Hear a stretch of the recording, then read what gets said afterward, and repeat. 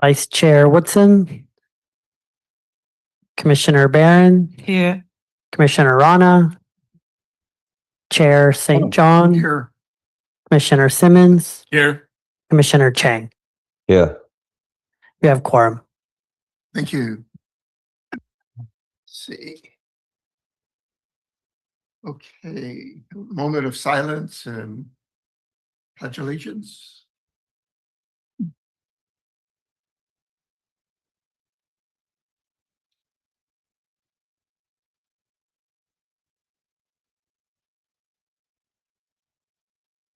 Pledge allegiance to the flag of the United States of America and to the republic for which it stands, one nation under God, indivisible, with liberty and justice for all. Thank you, Mike.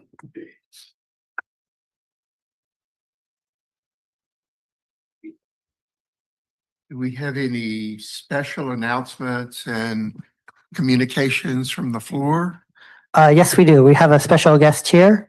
Sonia from MST will be giving a presentation about the MST Public Participation Plan. So we'll ask her to come up and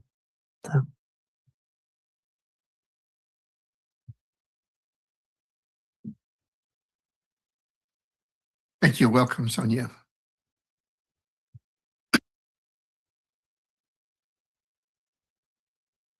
My name is Sanjay Hayes, and I'm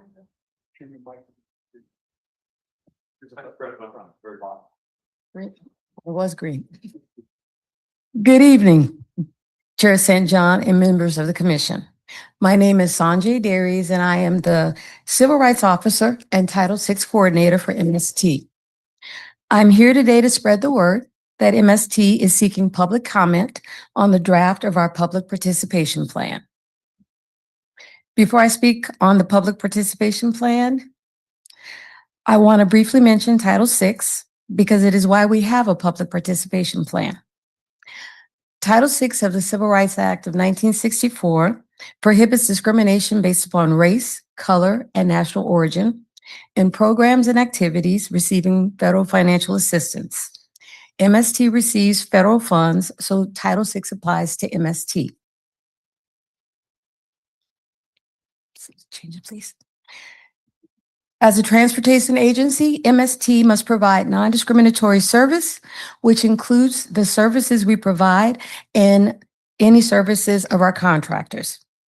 We must have a public participation plan, which I will discuss shortly. Next slide. We must provide language assistance, services to limited English proficient individuals. We must conduct an equity analysis for major service changes like fare increases and significant route reductions. We also must have a Title VI program. The public participation plan is an important component of the Title VI program. Next slide. Now let's talk about the public participation plan. It is a transparent framework for gathering public input, evaluating community needs, and ensuring equitable access to transit planning. Community members are able to voice their opinions and help shape transit decisions. It outlines specific procedures MST will utilize to engage the community, especially those communities that we know are traditionally underserved, such as low-income and minority community members and the limited English proficient or LEP community. Next slide. The public participation plan includes a demographic analysis of the Monterey County population. Those are our stakeholders, so that helps us to identify our stakeholders. It also contains an outline of MST's strategic approach to public participation. It describes MST's baseline methods for how we will conduct public outreach, and it also includes a summary of the outreach that we have done since the last Title VI update, which was 3 years ago. Next slide.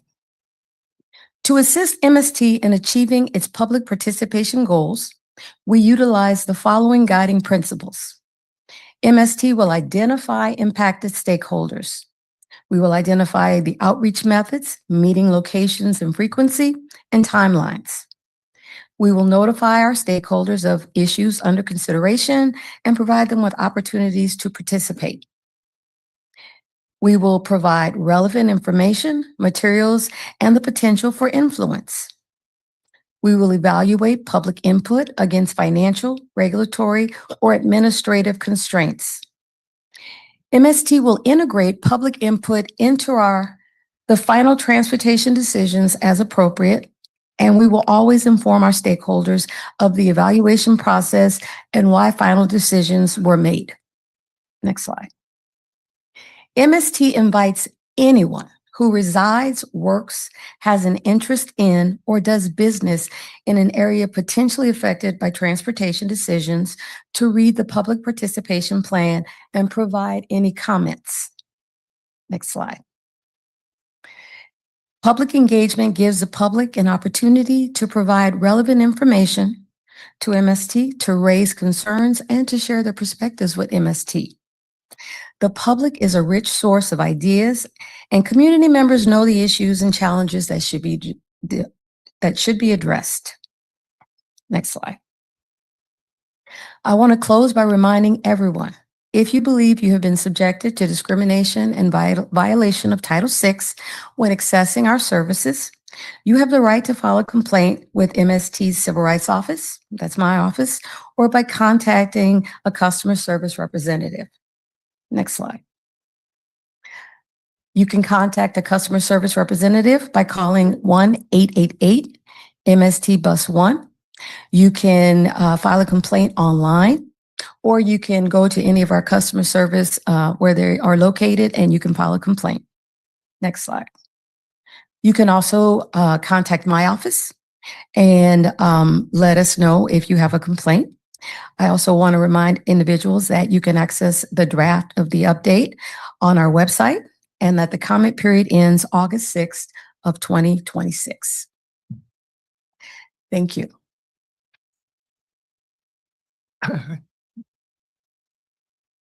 Do we have any questions from commissioners on the report?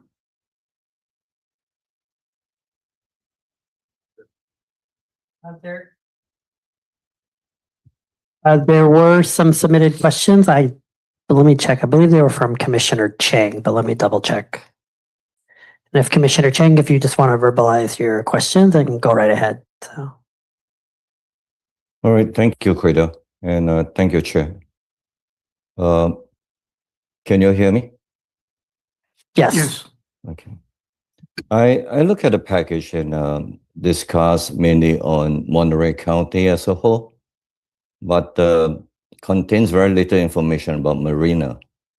So my question would be, can MST provide Marina-specific riderships statistics? For example, the daily boarding, annual riderships, growth over the last 5 years, projected growth, and CSUMB rideships, and also veterans. I was able to get some of that data for you. And as far as Marina is concerned, the daily average boardings were 544. The annual ridership in 2025 was 168,610 riders. The growth over the last 5 years, Marina ridership has increased 20% since 2020, when 140,521 boardings were reported. The projected growth, 207,595 boardings are expected in 2023. That's a 23% growth excluding surf. And then CSUMB student ridership, it's not Marina specific, but the ridership for CSUMB is 104,405. Now, I know there was a question about veterans. I was able to gather some information. As far as our taxi voucher program, there were 482 trips taken by veterans. We have 526 veterans enrolled in the program, And Marina has 282 individuals that have registered Marina as their address. Also in the TRIPS program, we have 8 registered as veterans, and 6,179 trips have been taken by veterans. No Marina residents are listed. That's the information that I was able to gather for you. Okay, the reason I'm asking, so, Marina City is a growing city. There are more houses are built and more residents. I do see a lot of people moving into Marina. So, and just hope that MST do consider the growth and able to provide the needs for the people here. And that's a question. That's why I'm asking the questions. The second question is, I'm going to talk about the SURF. And we did talk about the SURF in the package. I mean, in the package, you did talk about it, but how do you measure the successful of SURF project? How do you measure it? I For wasn't able example, yeah, sorry. I'm sorry, I wasn't able to gather any information regarding the SURF project.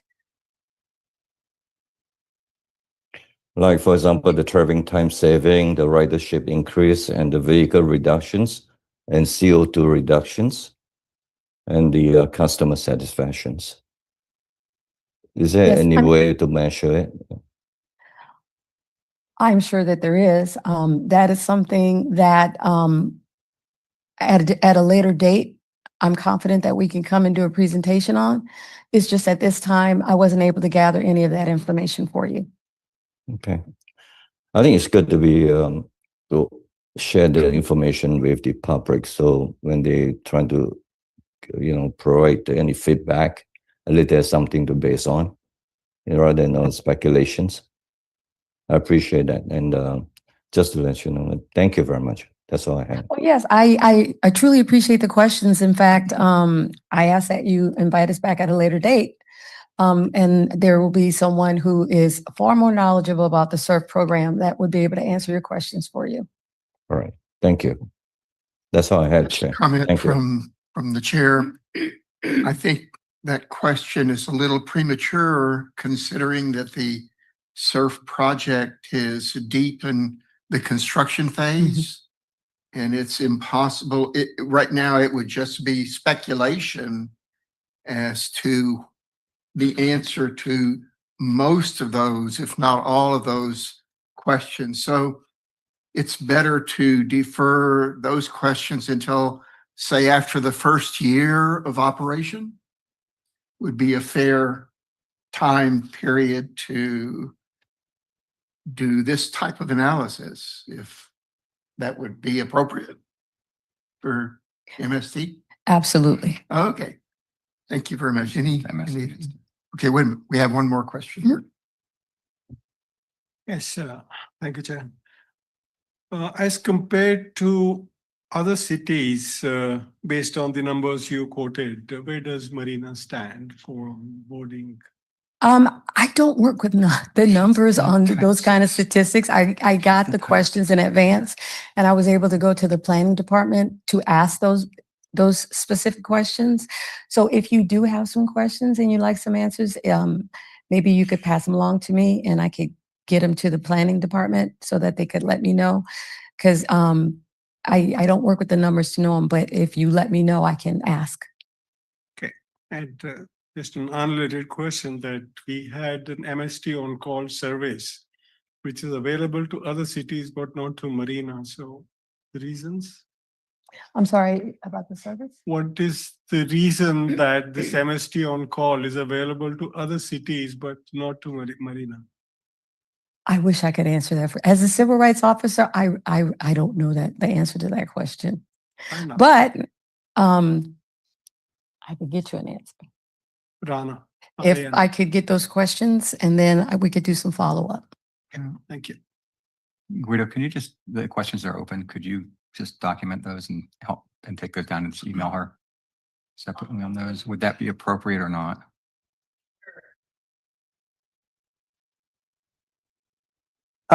if there are follow-up questions, if you want to just send them to me and then I can work with Sonia to get those addressed to the commission. If you want to just send your questions to me, we can follow up on those. So. Thank you. Thanks, Guido. Question, do you have any other questions? I think Mike was first. Mike? I'm going to give you the softball questions here, only because I didn't hear. Your annual ridership, I've got you at, you said 168,610. I did not catch the year. The annual ridership was for 2025. Was that also true for the projected growth? No, it wouldn't be true. That you said 207,595 projected growth. What year was that for? It's expected in 2031. And then again, CSUMB ridership, I'm going to guess that's 2025, the 104,405. I'm going to assume that because they did not give me a date. The annual ridership is the only one that gave me the date, and the expected projected growth, they gave me 2031. Okay, thank you. Mhm.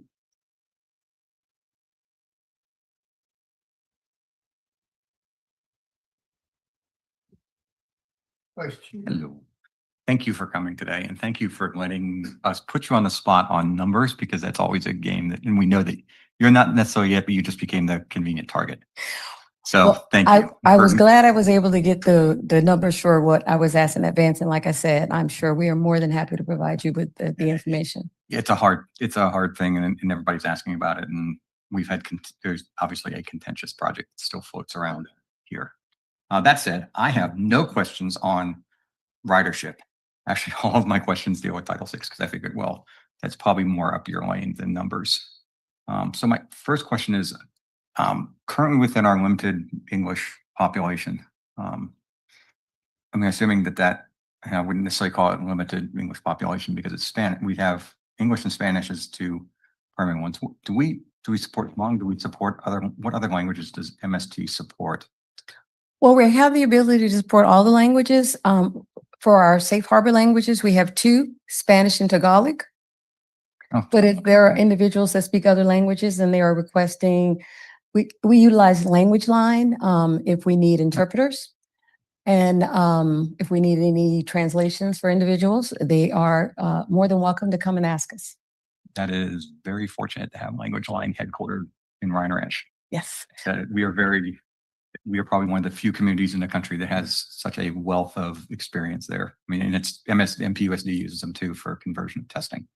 Yeah, So- our coach operators, they carry the flyer that Language Line gives you that lists all the Right. languages. So individuals, we also have cards that they can give to the public. So it has the number to call customer service so that they could reach out to customer service if they need assistance as well. Okay. I was curious at where it's certain. I know, like on California Alliance for Health, Tagalog is not primary, but they do support Hmong, interestingly enough, across the county. Understand both, understand why it's there, but to me, if actually supporting both is there. Next question I kind of have is, how do you, I guess part of it you just answered, which is the drivers all have the capability and have kind of FAQs and cards they pass out. What other outreach programs do you currently run right now to support the community overall, to reach our minority and low income communities? Well, our customer service representatives are involved in a lot of community outreach. They are all over the county. In fact, within the public participation plan, it does list some of it lists activities that we have participated in for the past 3 years. So there are a lot of activities that are listed in here. That's another thing. Anytime that we're doing, like with the surf, we put information out to the public to make sure on a regular basis that they know what's going on. We're doing a study for the Salinas, a new Salinas location. We're getting that word out to the public with regard to that as well. So whenever we're involved in all these things, we're getting that information out to the public because we want them to participate in those activities. So would it be, not to put words in your mouth, would it be fair to assume that you and your office then sit on the majority of the regular project planning kind of teams that exist at MST to ensure that is always integrated in a positive manner, or is it more, I'm just curious, or is it more, oh, sometimes you have to reach out and remind them that you exist? No, we work well. We all work well together. It is a collaborative. So when there are things going on, I get the information about what's happening and where we are, and we have regular check-ins. Kind of building on community, let's see, underrepresented and shaping. So if a rider, I think maybe that's it. Maybe it's just, I know it's in the presentation of the points of contact, but when if a rider has an issue that's a Title VI related kind of discrimination complaint or any issue for that matter, how would they, especially if it's a non-English speaking audience,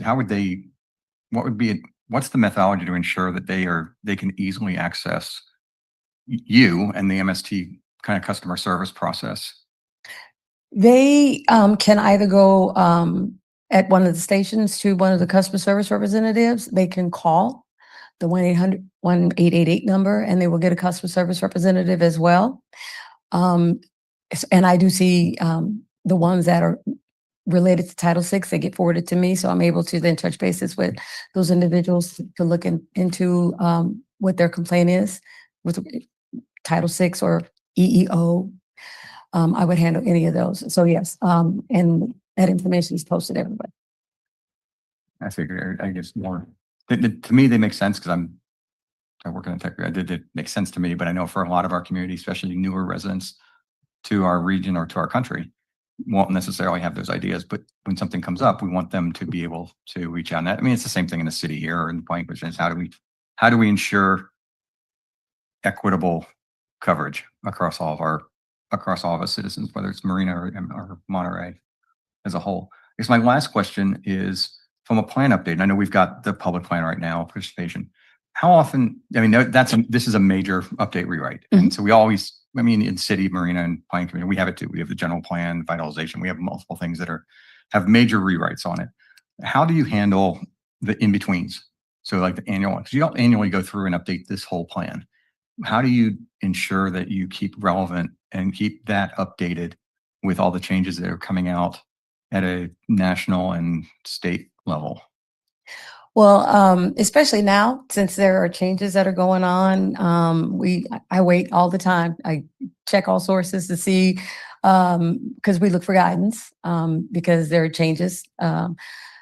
And some things you anticipate, but nothing's been said about it. So it's a sit and wait approach to see what guidance comes from that. But we do take a look I take a look to make sure that, as you mentioned about communicating with the other departments that are going out and doing the outreach, to ensure that we're continuing to do that outreach, checking even as far as checking buses to make sure that we have information related to filing the Title VI notices, make sure they're all posted and getting out there.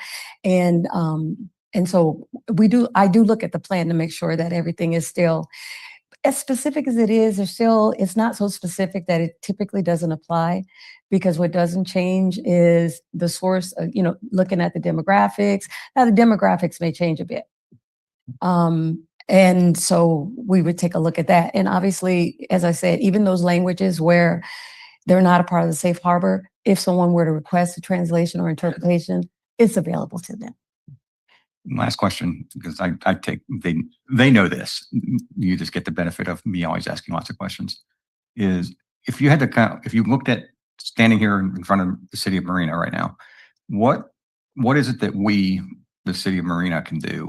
And what is your biggest challenge that you come across that affects the ridership across communities, but specifically that affects Marina that really we could engage on as a city to help make the customer experience better?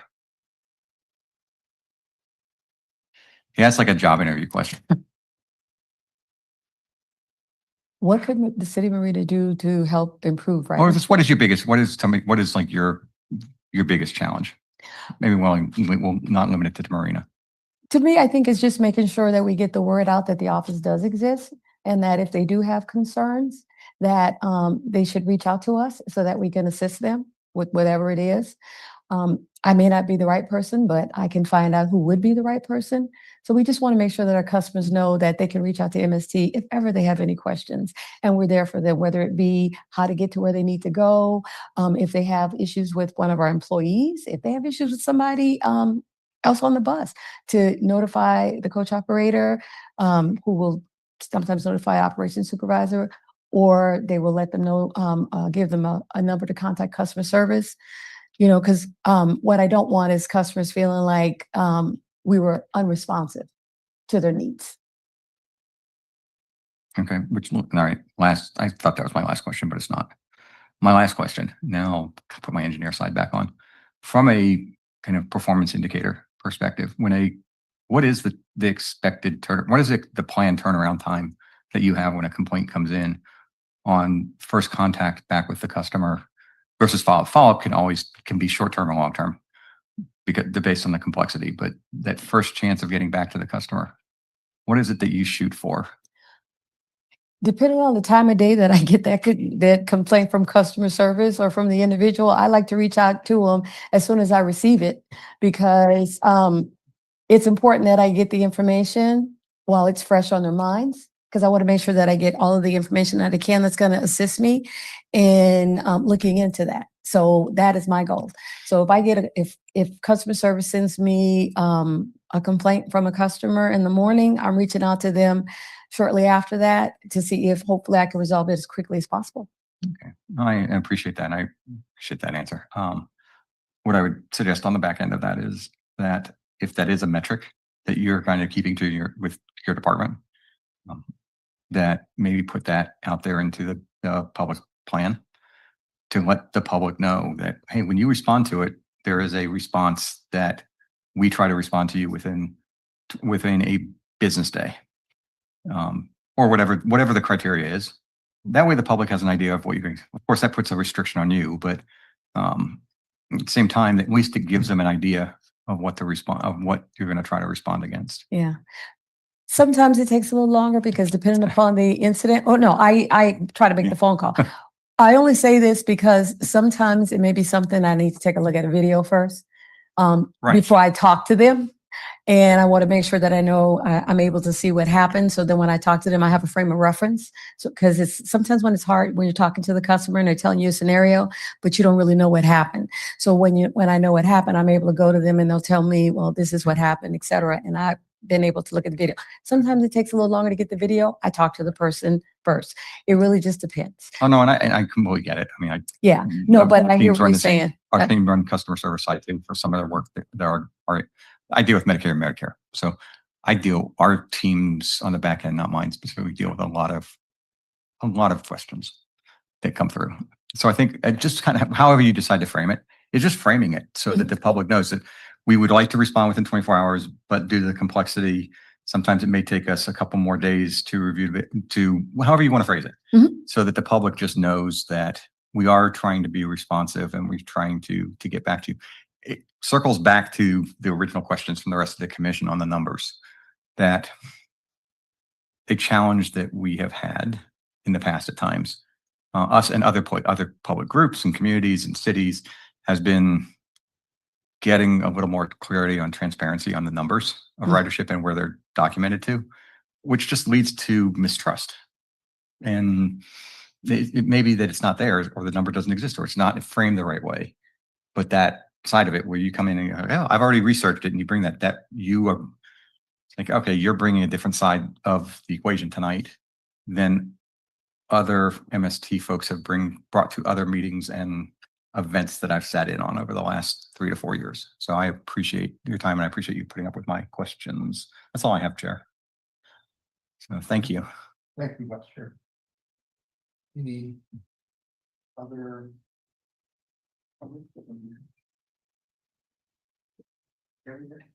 Chair, can I ask another questions? Oh, Commissioner Chang, Yes. you have a follow-up? Yeah, is it okay? Yes, please. Thank you. Well, Rick, thank you for coming here and presenting this MST public participation plan. I feel if you want the public input, I think you have to give more information to the public. And I don't mean to dig into the numbers, and I think it's very important for the public to know, and especially on performance analysis. Instead of just giving them the numbers, but not there's no performance analysis. For example, the route utilizations. If you could include all this information into the package, I think people will be able to see. And the route utilization is very important. For example, the average percent passenger per trips identify demands, the peak load factors, the off-peak utilizations, the weekend ridership, evening ridership, for example. And all this information, when the public see it, they're able to see how the route are being utilized, and that will help. And I know the SERV program is a bit premature to talk about it, but I just feel maybe when it completed, and it's good to have those information that I was asking. That's all I have to say. Thank you. Thank you, Commissioner Shank. Sonia, thank you very much for your presentation, and it was enlightening on the Title VI scope and how MST is approaching that. And anyway, it was very knowledgeable for us, and thank you for coming. Thank you for having me. Okay.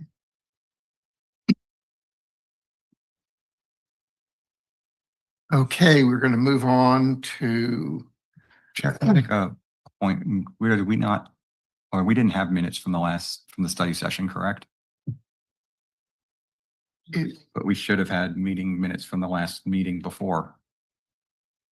We do have, and that's coming up very Okay. shortly on the agenda. Okay.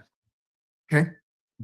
So right now, the next item is if any of the commissioners have had ex parte communications for, especially for our public hearing this evening related to that topic.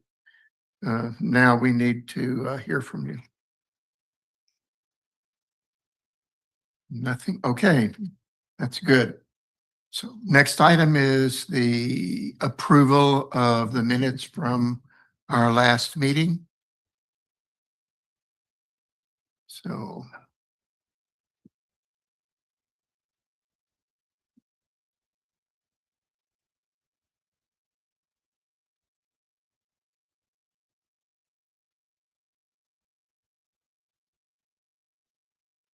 Chair, I make a motion to approve the minutes as written. yeah, that would be the meeting of July 29th. July 9th. Okay. Do we have a second? Commissioner Reyna seconded. Vice Chair Woodson, Yes. Commissioner Barron, Commissioner Rana, Chair St. John, Yes. Commissioner Simmons, Yes. Commissioner Chang. Yes. Motion passes. Thank you. The next item is public hearings on, Hold on for a minute. Actually, Guido, since I wasn't there at that meeting, even though I went back and looked at it, can we change my vote to abstain, please? You are allowed to vote on minutes even if, Yeah, but I Yeah. didn't really take. I mean, technically you're supposed to revote the motion unless if the commission's okay with it, we can just take out his vote as a abstention. restate your, I wasn't there. at I just the wanted, last meeting. I just want to change it to abstain versus vote yes. I'm fine with that as long as the chair and the commission are okay with Are it. you okay with it? Technically, you're supposed to revote. Just say yes, be the opposite of Yeah. Nancy. Yes. All right, they don't quite get it. Just leave it yes. The minutes Just were- leave it yes the way it is. The minutes were included in your package, so if you've reviewed them, if you have not reviewed them, then maybe it's appropriate that you say. So you want to be honest or? We don't just leave it the way it is. It's fine. Understood. All right, public hearing. The first would be the presentation from staff on short-term rental issues, amendments. Thank you, Chair, and hello, Commissioners. My name is Brian Kim. I'm the Assistant Planner. Tonight, I'll be presenting on the short-term rental ordinance amendments. Next slide, please. So on May 19th, 2026, the City Council adopted Ordinance 2026-05, amending Section 1742-170, short-term rentals. This was a very long process, and I'm sure all the commissioners remember, but if you don't, some of the key changes, but not all of the changes, they included 50 permit cap, maximum of 180 night rental days. Parcels with ADUs and JADUs are prohibited, except the ones that are pre-2020. There's also a 55-foot zone of exclusion, but this prohibition was deferred for existing permit holders until June 30th, 2027. Additional primary residence requirements were added, including homeowner exemption requirement, and there was also a requirement for a nuisance plan. Next slide, please. So we're here today because on June 3rd, 2026, the Monterey County Superior Court issued a tentative ruling in Monterey County Vacation Rental Alliance v. County of Monterey, which tentative ruling holds the potential to impact regulations related to STRs as recently adopted by Marina City Council. The subject case concerned a Monterey County ordinance whose home state category required a STR to be titled property owners personal residence with no comparable pathway available for non-owner occupied properties in that category. The court found that that particular feature of the county's ordinance standing alone raised concerns under the Dormant Commerce Clause of the United States Constitution. So as a measure of precaution, we are here today amending two definitions of STR owner and primary residence. Next slide, please. Additionally, following the adoption of the ordinance, staff received many inquiries and complaints from former STR permit holders. The complaints included concerns regarding the prohibitions on parcels with ADUs and JADUs. Staff recommends maintaining this prohibition as mentioned in previous meetings, ADUs and JADUs are intended to provide housing opportunities. And staff is asking direction from the commission regarding this prohibition. So if it's retained, should the prohibition for the STRs on site with ADUs and JADUs begin immediately or deferred until June 2027? That is the ask. Next slide, please. Additionally, permit holders also indicated the requirement was too soon after the adoption of the ordinance. Because the ordinance was adopted on May 19th, it became effective 30 days later, which is June 19th. And with the renewal date ending June 30th, a lot of the permit holders didn't have adequate time to renew. So there were some concerns regarding that. So the ask for the commission is, does the commission support a 90-day implementation period following the final approval before enforcement begin? Or should it be immediate? Next slide, please. So we received some questions from the commissioners. The first one was that the staff consult with our legal representative regarding the proposal, and the answer is yes. And then the second question was regarding the deferment of the issue of the ADU provision and the implementation of the ordinance. Will the deferment apply to the single provision or to the entire ordinance? And how to clarify this in the motion? And to answer that, it will just be this provision, and we have also clarified in the motion. Next slide, please. So another question were how many STR applications in Marina? Since 2020, have involved properties with ADUs. And here's a chart of the years. As you can see, there was a big jump in fiscal year 2024 and 25, jumping from 3 to 9. And that pattern also happened the following year, jumping from 9 to 13. Next slide, please. So another question we got was to balance the important public objectives, preserving long-term housing and supporting Marina's tourism economy. And the commissioner recommended providing a performance report with the following categories and various statistics. And because the ordinance is to be reviewed after 3 years after its adoption, at the time, staff will bring these requested statistics and performance measures. Next slide, please. So staff also received public correspondence regarding the reconsideration of the 100-night STR cap. As mentioned in previous meetings, this 180-night limitation was intended to support owner-occupied STRs. If the homeowner's exemption were to be removed today, primary residence will be harder to verify. And removing this 180-night cap will allow STRs to operate year-round and not be able to verify whether people live on properties. Next slide, please. And here's the recommended motion, and that concludes my presentation. Thank you, Brian.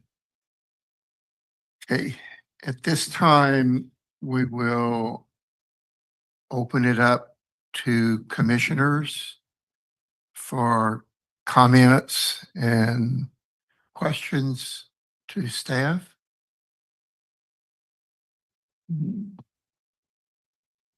So I have Commissioner Simmons.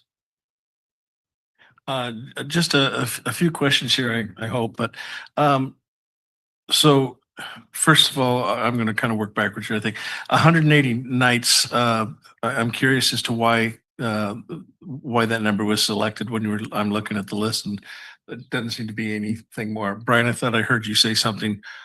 Why? And I. So when we deliberated on this issue as the planning commission, the idea was that somebody should live on the property and that for no more than half the year it should be rented out. And the primary purpose was to ensure that the ordinance was not making these properties into full-scale commercial developments, but that somebody has boots on the ground for at least half the year. So that's the general idea. Okay, I understand that. By prohibiting homes with ADUs, or I think it was or junior ADUs,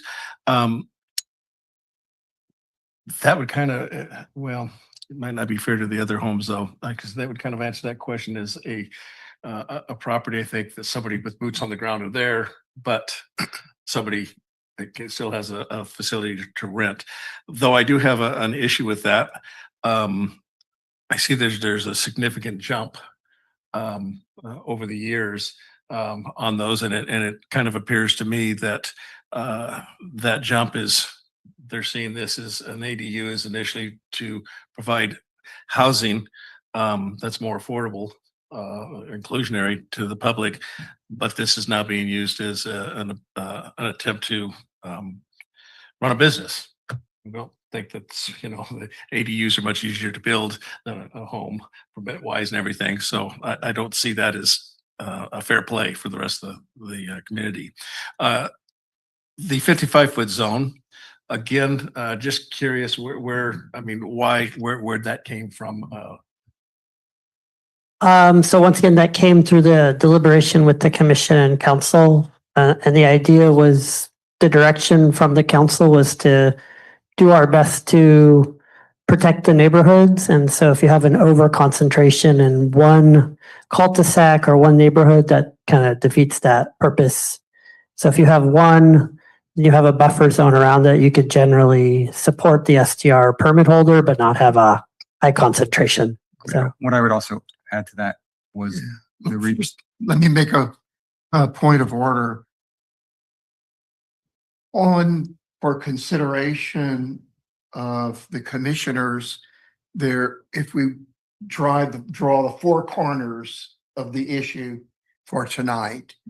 The first is the definition revisions that are recommended by legal and by staff to bring our STR regulation more closely into compliance with the county judge's latest determination on property ownership and title. So we have to fix our definition.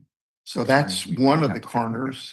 Another is the issue of short-term rentals, whether that provision that's in our codified STR item, that provision goes into effect immediately, or if it should go into effect as another provision in June of 2027, or anything else like a 90-day after. So we are not here tonight to re-litigate the entire STR program. We've done that, and the next opportunity is whenever it hits back onto the agenda. Okay, then I guess we do not want to look at the questions that have come in from the public, then is what you're saying? Well, we can, but That's what I'm doing. okay, but not with the intent of re-evaluating we can explain to the public why. I think that's what just happened. Okay. All right. So, thank you.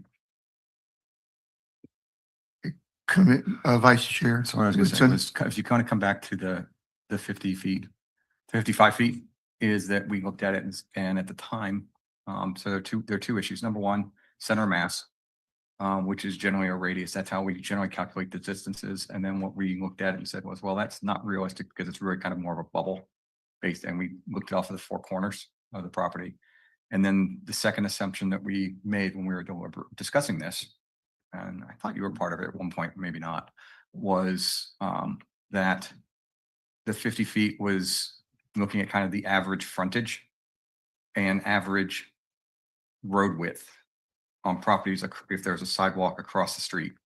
So that the idea was that you would, at a minimum, you would create a checkerboard type of pattern if you wanted to have multiple STRs, so that you weren't just having STR after STR next to each other or directly across the street from each other. And so we had to set some type of limit, and we looked at the 50 feet to 55 feet as from just kind of a mathematical. If we make it about 55 feet, that in almost every case across the city is going to ensure that we don't get residents next door to each other. Thank you. Okay. Vice Chair Woodson, your light is on. Yes. Okay. So I'll come back and after we have public comment and provide more kind of commentary on this. But what I will say is I generally agree that I think we should answer the questions from the public. At the same time, I do agree with the chair that we have spent, arguably, if we add it all up between the planning commission, the city council, the planning staff, the time for now 5 different meetings, planning staff meetings, we have spent probably 300 to 400 hours discussing this amendment on an update, and it's gone all the way to the city council. And technically, this would not have been even coming before us tonight had it not been for a coincidental timing issue, that there was a court case that came out in between the time that the city council approved the final STR based on our recommendations and then their discussion and updates and requirements. And when it actually just went to get staffed for execution. As a result, it made sense to adjust the main item, which was the legal case. The rest of it we can talk about. I am generally in concurrence that I am not necessarily willing or desirous of reopening a very long, very involved process where we had lots of public comment to tailor and update our ADU amendment. And if we do make changes, if we want to make changes on those side of it, I would rather wait a year for the next update before we look at realigning a lot of the core policies that we've created and spent a lot of time on this council, on this commission and at the council adjusting to try to make it equitable for everybody. So I think at a high level, that's my thought process. My question that I have is, I think my biggest one is, from a fairness perspective, when we discussed this previously on implementation of the ADU part, we initially discussed this in January or February. I think at the time, the idea was June 30th is the annual it's the annual date. It's when the fiscal year starts in California. So that July 1st was the date of implementation. Just because of timing of when it went through planning commission, when it went to council, when it went back, just the negotiation process of updating legislation in the city, that we got within 45 days of July 1st by the time it was all approved. And so I sympathize and I empathize with anybody who is affected by the changes that were made. And I think from my perspective, I mean, whether it's the implementation, I'm in favor of postponing that, whatever the date line. I mean, I'm to me at 180 days, because I think some people may have to make some significant changes in their properties and what they're doing and in the market and everything else that's going on. If I even put it into the worst case, that somebody was forced to eventually have to sell one of their properties. I'm not saying that that's there, but if they had to make that decision, they would have to get it up for sale. They'd have to get it prepped. They'd have to get it, all the stuff that goes with selling a property. And I think that could take easily, having literally just gone through that in one of my house in North Carolina, it took 4 months from start to finish. We tried to do it quicker, but it took 4 months to get through the entire process to get it ready to list. And so I think that from an implementation on the ADU portion of it, having at 180 days for that, to me is reasonable. I'd be even willing to give them just a year and say it's there, but 180 days. And then on the full-fledged, I would support the 90 days, but I almost, again, think moving that to 120 days is a little more, I mean, that gives a third of a year. I think that becomes a little more fair to some of the STR owners who may not be positively impacted by the changes that have been approved by the city council. And again, what we're asking to be done today is what the city council approved, with really an amendment change based on the legal certification, which I believe is the right decision. Because if that had been made 3 weeks prior, it would have gone before the planning commission. We would have said, sure, let's make that change to ensure compliance with that. And then that would have gone to the city council. And I believe in their conversations, they would have approved this also. And I think that we have an obligation as the planning commission here, because this is not something that's going to go back towards the city council, that we have to understand the intent and context of what the city council approved for the STR update. And we have to keep that in mind and try to implement exactly as close as possible to what they approved back in May. All right, that's it. That's my comment right now. Thank you. Yeah, thank you, Vice Chair Woodson. Commissioner Rana. Thank you, Chair. I have a couple of questions on the analysis part of the staff report. When we say the recommended revisions, residency-based eligibility, long-term leaseholders, long-term, how long is the condition? I think the verbiage says, let me just read it. A lease or rental agreement, that it doesn't specify. So Can we add some duration or? We could, I'd have to ask our deputy city attorney if that's consistent with the court ruling or not, but, so. Okay, I can weigh in if you want, or we can wait till you've asked all your questions, Commissioner. the next one is that the property tax exemption document is not required for the approval. But the long-term lease requirement with eligibility to sublease will be included as a document for approval. Once again, I'd have to defer to our deputy city attorney, so. Okay. Yes, like I said, I can weigh in now, or I can wait till you finish with your questions, whatever you prefer. Okay. The next one is that 90 days pause suggested is based on consideration of Decker Technologies to create the portal. If it is done earlier, so this 90 days pause may not be necessary, so they can start the implementation even before that. Yes, that's true. Thank you. That's all I have. Okay. Let's get the comments from legal. Sure. So I think the first question was, do we add something about how long the lease agreement has to be? So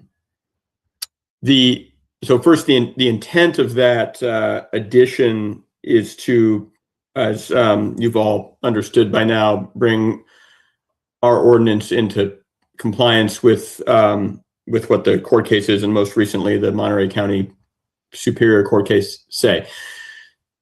The idea, in case it isn't clear to anybody, is that the court found that a requirement that STR owners live in the home as their primary residence unduly restricts interstate commerce, because by definition, someone who resides outside the state could not live in the home. You might say, well, that restriction applies to someone who lives elsewhere in California as well. So is it really discriminatory to interstate commerce? And the court nonetheless has found that it is. So we are simply complying with the court's analysis. That court and another court have said that by allowing long-term renters to STR the owner's property when the owner lives out of state, you're thereby leveling the playing field, right? Because now someone who lives in, say, Vermont can rent out their home short-term in Marina because they have a long-term renter who lives in the property. So it depends on what the commission considers someone living in the property as a primary residence being, like how many days that is. I think Guido a few minutes ago referred to half the year being the threshold for primary residence. So I think if you wanted to be explicit about that, you could say that in the ordinance. Right now, I think it's sort of implied. But yeah, it means you have a long-term renter who uses that as their home, right? The place they return to on a regular basis. Hopefully that answers the first question. The second question, I think, referred to the homeowner's exemption. So we removed that because one of the cases specifically found that was unconstitutional because when that document was required, it effectively meant that the homeowner had to live there. So all of a sudden you have the same problem I just described, right? Someone who lives in Vermont cannot get a homeowner's exemption for a home they don't live in California. So we just struck that. They still have to show two other forms of proof, right, from the listed menu that they live in in the home. So we just didn't think the homeowner exemption was required. We could put it back in if you wanted to as one of many options, but we can't require it, right? The long-term lease, which I think you sort of contrasted with the homeowner's exemption, that's different because it's not requiring that the owner live in the home. It's requiring that a renter live in the home. So we're comfortable with these changes. And I guess if the commission wanted to further define them, that's up to the commission. One subsequent question. That for a long-term lease, somebody has sublet the accommodation for STR. And the person is in violation of some of the provisions of STR and gets the notice from the city. Does that become a ground for the property owner to annul or cancel the lease on which is the contract between the renter and the owner? I can't speak to tenant landlord stuff, but I can speak to the commission and council did add a provision that if you are in violation of the ordinance and it's a, documented justified violation, that the ordinance as written does allow us to kick somebody off the STR program for up to 2 years. But in terms of how that affects somebody's lease with the property owner, I can't really speak to that. So, yeah, and if I may, I believe the ordinance it makes a long-term tenant, if they're the one that is renting out the property short-term, it makes them the responsible party for the violations, and so the city would pursue the permanent occupant of the property, whether it's the owner or the long-term renter, as the responsible party, whatever civil dispute that may give rise to between the landlord and the long-term tenant, as Guido said, is sort of not the city's business. Thank you. I've got a follow-up to that with the attorney. If I understood you correctly, so if the lease, what the leasee violates does an STR and violates one of the policies, and the city decides to take away their permit. Does that open the door, I suppose, to all of a sudden, if they had a spouse or somebody living in the home, that all of a sudden becomes the tenant? So you've got a new tenant, and now they can open up the permit portal and try to get a permit because under that, or would the permit, if it was revoked, would it be against that particular parcel or address? it would be for the property. Okay, so Yeah. that eliminates Yeah. that. Then. Okay, thank you. Okay, is there any other follow-up questions from the commissioners at this time? Because I'm going to reopen it to commissioners Chair, after we have public comments. Chair, I raise my hand. Commissioner Chang, please. Thank you. I didn't see your light. I should be there. My question is to Brian. Could you show us this last slide you show about the ADU permit that have been increased?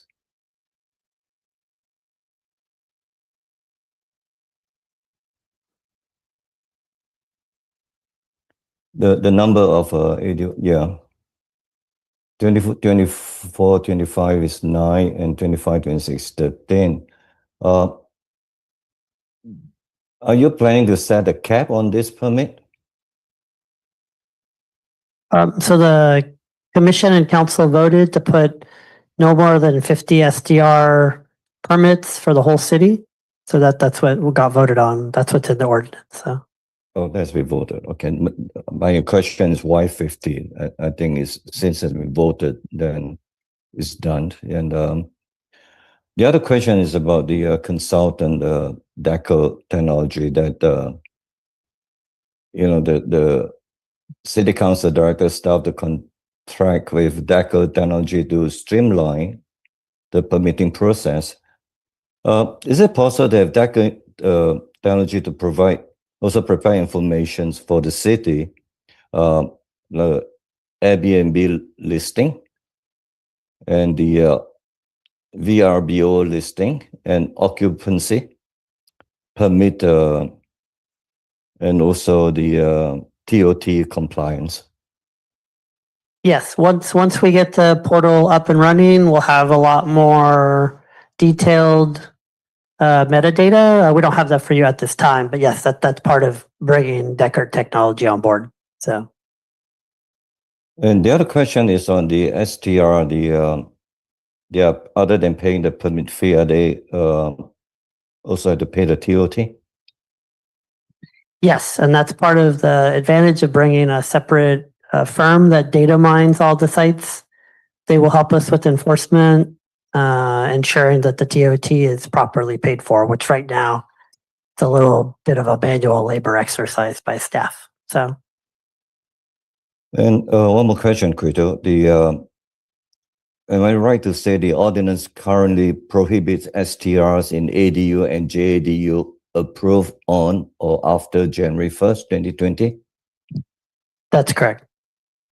So how many No. existing ADU would actually be affected with this amendment? Well, I think the chart just showed there were 13 last year. So, Okay, all right. And there will be extension to January 30, 2027, is that correct? Would there be well, extension? that's what the commission's voted on. So, or providing a recommendation is, does the commission want to recommend to the council that provision take effect immediately, or to give some relief to former STR permit holders that provision kicks in on June 30th of 2027? Okay. And how many of the ADUs are currently occupied as STR and versus sitting vacant? I'm not sure what he's asking. No, how many of these ADUs are currently occupied as STR? Okay, so once again, there's a distinction that the ADU should not be used as an STR for the ADUs built after 2020. That's state law. The provision that got added said if you have an ADU on your property, you shouldn't have an STR permit for the whole property. So that's the distinction. So those who have the ADU after January 1, 2020 will be affected. They basically they invested on ADU and they cannot use it for STR. Am I right to say? Right. And how many of these cases we have right now? I think the chart once again showed there were 13 from last year. 13. Okay, all right. Okay, thank you. That's all I had. Thank you, Commissioner Chang. Chair, if I may ask a question? Yes, go ahead. I apologize for not noticing this earlier, but I just occurred to me that Commissioner Chang is joining remotely and I don't see his location on the agenda. So we need to. Except his address is on the packet. He's in Chicago right now. Okay. It's Yeah. on agenda. Yeah. Got it. It's on the agenda. I see it there. Okay. Thank you so much. Sorry. No problem. Okay, No cookies for you today. okay. So at this time, we'll open the floor to public comments on this issue.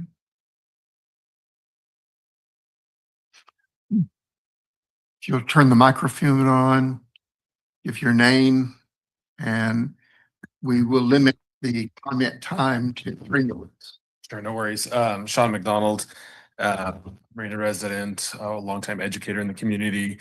I have a vacation or a short-term rental permit and participated in this program or in this conversation with you all a number of times. And I mostly just want to comment and thank the commission for the work that you've done to work on this very important subject matter for us and our family. And obviously there was a lot of meetings and then it went to city council and the result for us was not ideal, but we appreciate how thoughtful all of you were. I'm not asking for anything to change. I think the relevant legal matter is really of the substance that should be discussed.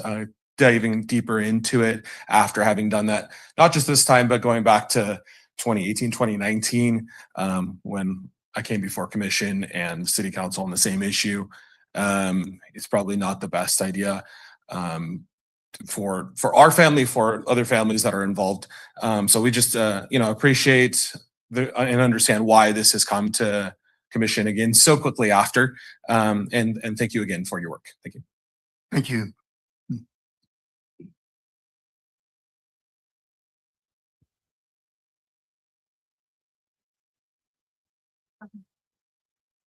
Good evening, everyone. My name is Shireen Halala and I'm Marina resident. I just respectfully ask the council if they can do the grandfather existing permit ADU and apply new ordinance only to the future ADUs.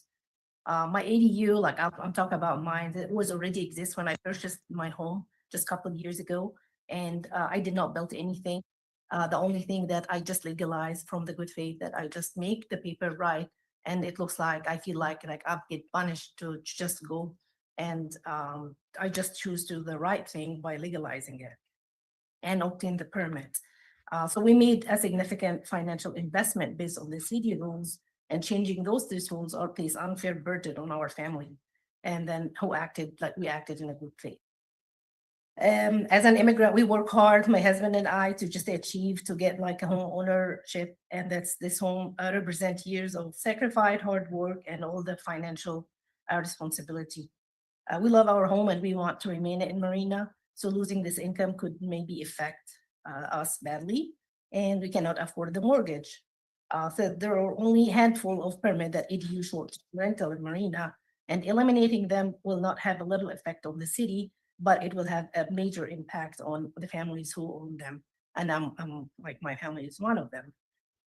If the city wants to change the policy, please apply it to the new permit. Just at least give the people heads up, like if you want to do ADU, you cannot do that. But after the fact that we invest on the home, it's really will affect us. And short-term rental, just the guests that supports Marina economy, they stayed in our home and they spend money throughout the city, at the restaurant, at the coffee shop, at grocery, a gas station, retail store, and all the local attractions that visitor help support local business and generate tax revenue for the city as well. So it's kind of win-win situation. So we're not asking to a special treatment, we're just asking for a fair solution that protects existing permitted operator while allowing the city to implement new policies for the future properties. Please consider the human impact of this decision. Behind every permit is a family that trusted the city's process, followed the rules, and invested on the community, and simply wants the opportunity to keep the home that they worked so hard to achieve. My last comment on the 2020, the cutoff date is unfair for the homeowner who purchased after 2020. So home prices is increasing significantly after 2020, meaning that many have paid substantial more money and invest on this home and the mortgage.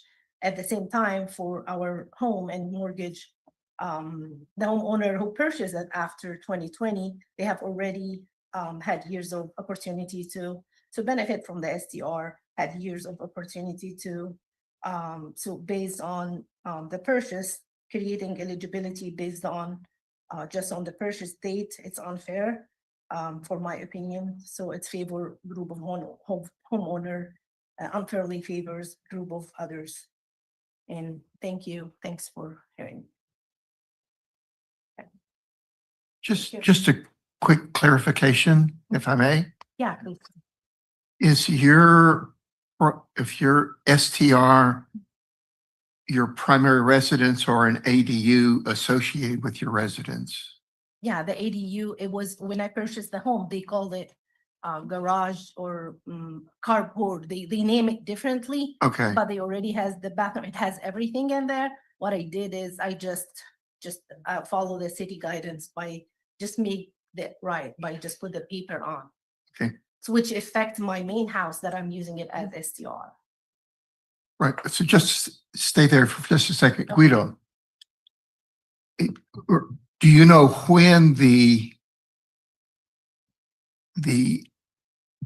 piece of your property, which now we're calling an ADU or perhaps a JADU, which I guess depends upon how many square footage, whether it's J or not, or just a standard AU. Was it built before? 2016, it built. It was built in 2016. So is the January 2020 provision related to ownership or building? I think it's I'm not related. sure what you're asking, Chair. So, Okay, if her ADU existed prior to January 2020, even though she was not the owner, but the property was ADU'd in 2016.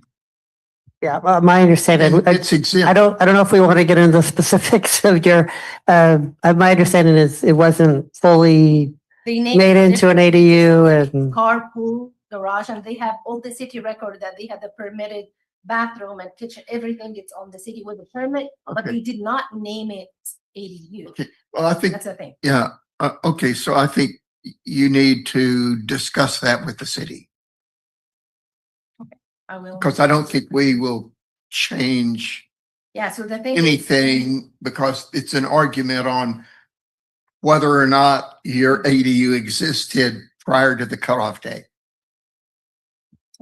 Right? Yeah. yeah, it's probably best if we help you for your fact specific, because I think the goal today is to adopt an ordinance that kind of is a universal rule, and we would have to make a specific determination about the specifics of your property. So today, Yeah. I'm glad to help you and I give you my card, Yeah. but today is really about the overall STR ordinance. So. Thank you very much. Okay. Next, please. Good evening, everybody.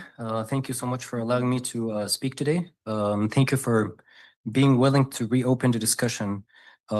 I basically stand before you today just not to oppose the direction or to weaken the ordinance. I support protecting our neighborhoods and holding the bad actors accountable. But I'm simply here to ask to consider a small number of homeowners whose situations represented unintended consequences in this ordinance, like myself. My name is Mina. I live and I work locally. I'm a pharmacist, work locally here at CVS.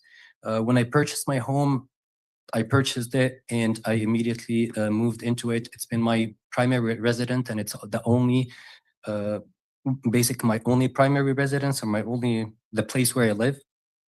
And then in 2024, I obtained every requirement permit and legal to convert my garage into a JADU. That costed me $120,000 combined with all the mortgages, which actually now comes up to $7,000 a month that I have to take care of. With a highly paying job, I'm barely staying afloat. So my junior ADU, and that's my point, my junior ADU has never been used as a short-term rental, and let's just make that clear. It's never been, and it will never be. But the one point that I respectfully struggle with is how does having a long-term tenant in a legally permitted junior ADU while occasionally renting my primary residence as short-term rental half of the year like you folks are suggesting, how does that change it to commercial lodging operation? And the other question is, or the other point is, if I am renting my junior EDU as a long-term unit, I believe that that serves the city intention for housing, and I'm increasing and I'm contributing to the housing stock. So why, just because I relied on the regulations and the rules that existed and that were legally, why does that now get or cause me to be taken for my short-term permit to be taken away from me when all I did is I basically just complied with the city. My property is basically exactly doing what the city intended, adding a long-term housing, while helping me basically meet my financial obligation. I understand city is after the bad players, which I support, and I would like to, I'd like for the process to be really fair. So and I would like to comply with what the city has in mind. Another question is that why does this policy need to reach back to 2020? What's the significance and the rationale behind that?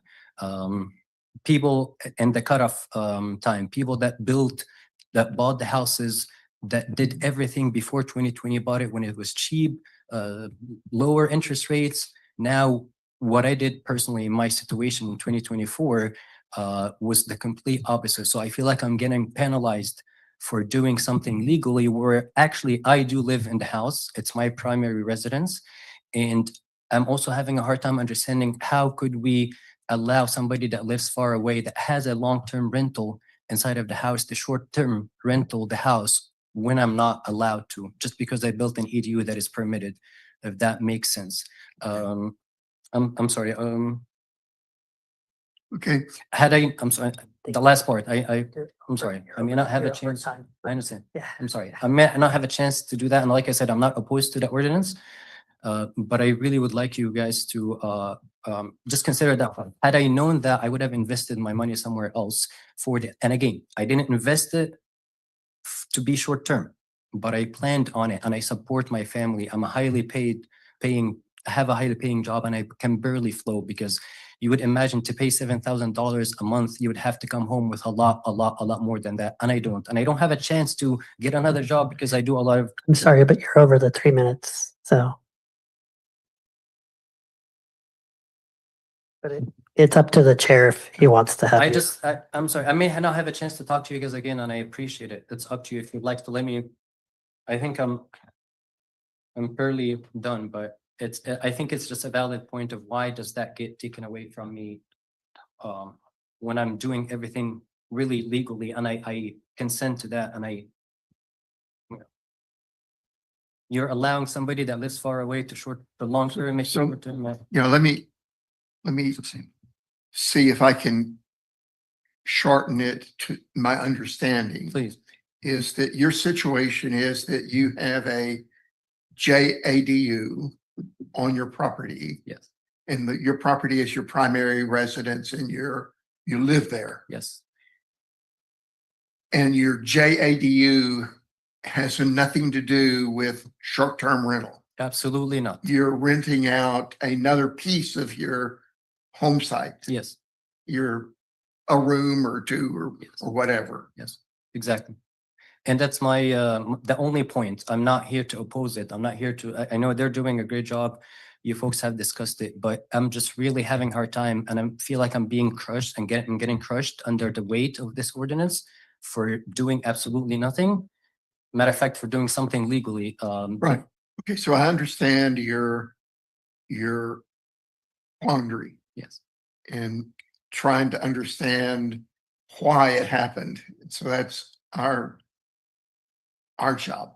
yes. So thank you then for your May I- explaining it to us. Thank you. I appreciate it. The Okay. only thing that I would just add is if you would be kind enough to at least look into that specific point of maybe grandfathering in the people that are, again, not bad violators, not bad players, but people that are honest, acted in good faith, that are just basically trying to stay afloat and by doing everything legally. If you can grandfather in, just like it happened to the people that built it before 2020, I don't see a point of making it, creating two different treatments to people when we can just make it fair for everybody.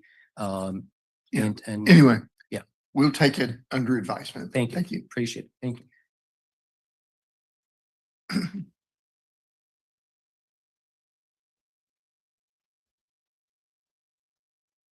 Chair, Vice Chair Brian McCarthy, speaking as a resident.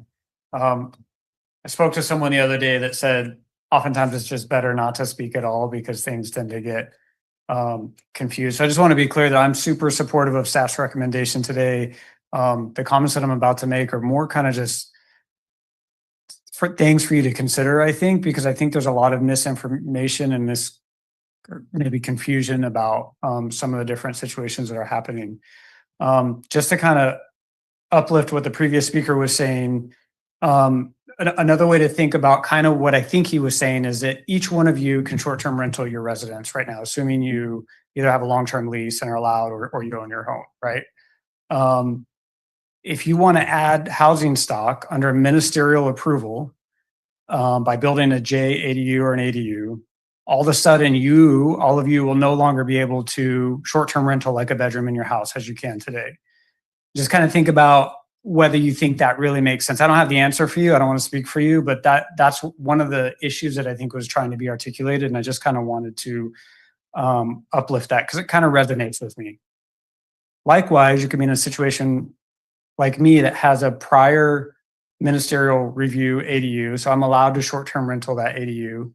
But if I add a second ADU, JADU, again, adding housing stock, all of a sudden, which I would never do because then I would lose the ability to short-term rental my main house, short-term rental the ADU, right? Like I couldn't short-term rental anything under this law. And so just is a little bit confusing. I think you could rectify that if you wanted to by just simply saying, first of all, I think the date is a little bit of a misnomer because ministerial shouldn't be confused with approval of an ADU on a certain date. In theory, you could still seek approval of an ADU in a non-ministerial way if the code in Marina allowed that or if the planning department allowed that. Right now, I don't think they support that. I don't think that's ever happened, but some cities do. They say, okay, we have this ministerial process, but also if you want to build an ADU, let's say over the 500 feet or whatever that maximum criteria is, we're also going to keep this legacy process that goes through planning commission, lets decision makers decide whether they want to do that. So, and I bring that up because just long term, as you do the work that you do, you might want to think about that. Like, what does it mean to not have that non-ministerial review process that you kind of lost back in 2020? Again, I'm super supportive, so I'm not trying to throw a wrench into your decision-making process. I'm supportive of staff's recommendation, but there kind of really is a lot here, and some of the comments resonate with me. Again, I think in my own situation where currently I'm allowed a short-term rental permit, I could add more housing stock to Marina if I wanted to, but at this point, I never would because then I would lose my rights to have a short-term rental permit. And that's for me right now in my life, that's not something that I would want to do. So something to think about. Thanks for your time and thanks for being here tonight. Thank you, Brian.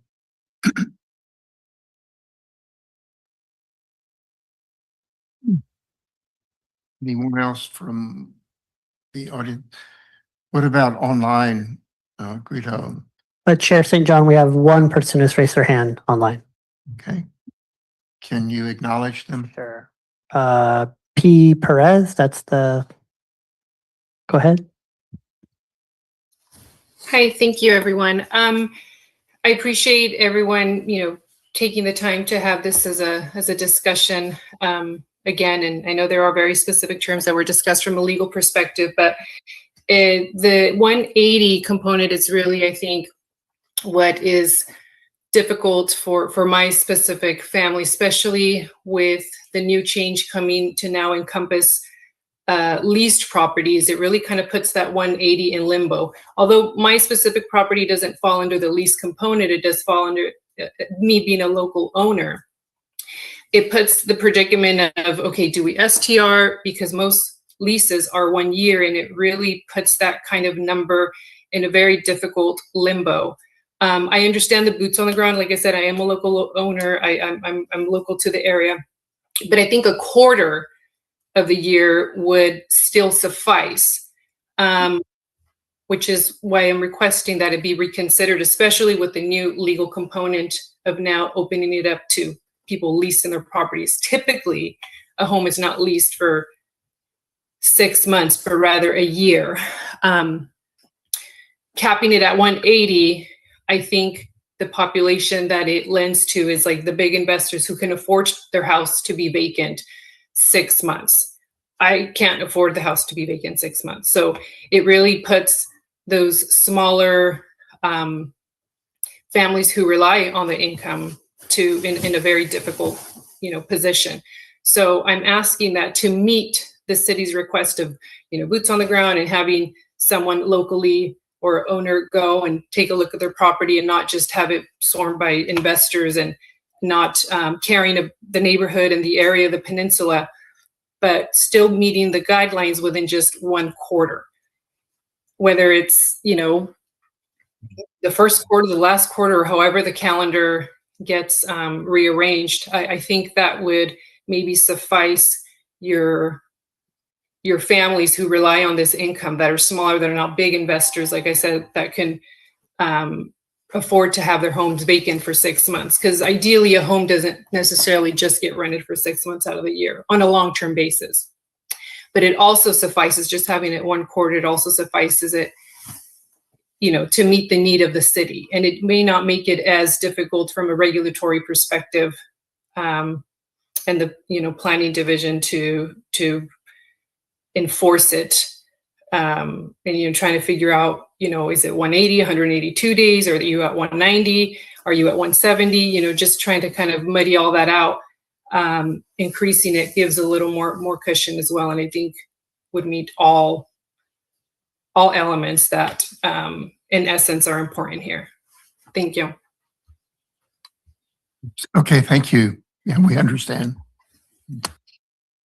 So, can I ask a question about hers? Just before we Yes. move on? Go ahead. When you talk about quarter, are you then talking about 270 days of occupancy and 90 days of non-occupancy? Or Yes. vice versa? 270 of occupancy. I thought, Sorry. I just wanted to make sure that that we understood what you were saying.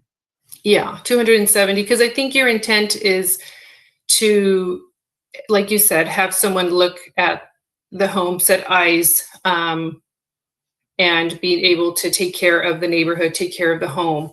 But then with the new legal component that just is being discussed today of now opening it up to people subleasing or leasing, which again is not my case, I think now the city puts themselves in a situation where you're looking at 1 year leases, and the reality is, that may be difficult. Just that specific number, I think, can become a challenge. So if it were to be increased, I think it would suffice both intentions. Thank you. Thank you. Thanks, Chair. Okay, at this time, we'll open back up to commissioners for further discussion. Chair St. John, we don't normally have a lot of people attend our meetings, but in this case, you need to actually make a motion to close public comment. Just, we should be doing that by practice, but No, we're fortunate to have a lot of guests here today, so we should probably formally close Yeah. public comment. So at this time, we will formally close public comment section. So now we're back to commissioners for our deliberation. Okay, let's take this one issue at a time. The first was the definition revisions that were recommended by legal to put us into compliance with the very recent court case. Let's see. Other than Commissioner Rana's wordsmithing, do we have any other recommendations for the terminology suggested by the staff on the modification to the definition? I'm fine with the recommendation from staff. Commissioner Rana, do you want to try to change the definition from staff at this time?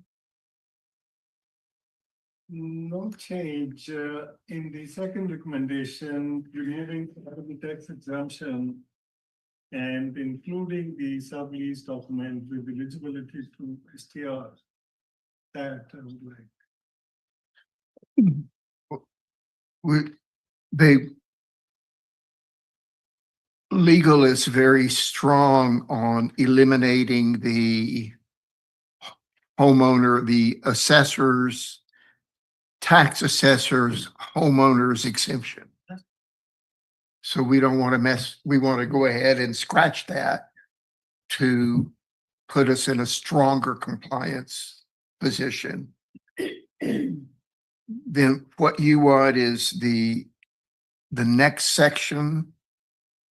Can you tell me what the words were that you're proposing? To include the long-term lease agreement with the authority to sublease the property to be included as a condition of approval.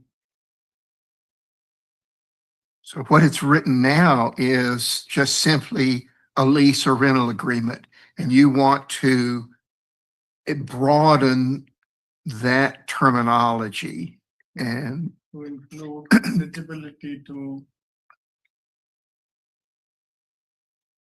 now this is just. How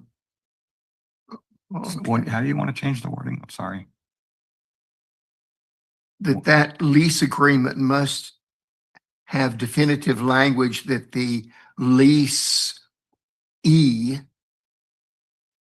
has the authority to sublease. Yes. Why? Why do you want to interfere with the leaseor and the leasee's agreement? As a property owner, somebody might have objections that I do not want my property to be sublet. And so this you gives want our, coverage to- you want our STR to control that. So I got. It's question- already there, just to be clear, in That was what I section wanted to 5. ask. Yeah. So that was my question, is I thought we already had it written into that it had to be approved. And this would just extend into that, but I'm not. Under, it's so subsection 5 under STR owner, and that lists what an owner means. It means a person individually, jointly, in common, in a living trust whereby the trustor or trustee are the same person, whereby such property is under single or unified control under a fee interest or a leasehold interest authorized sublease. So it's already there. So, right, so I think the overarching definition of an owner The only thing allows you for took out was delegation of that time. to to a lease. I think I think under the primary definition, we've already got it addressed Right, versus addressing it separately underneath. right. So I think you're covered, Commissioner Rano. But I mean, is that when that was the way I was reading it, Seth, is that the primary definition includes a tenant relationship, a designated tenant relationship in the definition. Yeah, so that's the definition of the Okay, definition of owner. That's right. okay. So Commissioner Rana is clear in an agreement with the staff wording. Okay? Now we come to the more sticky issue on the real question in front of us is whether to extend the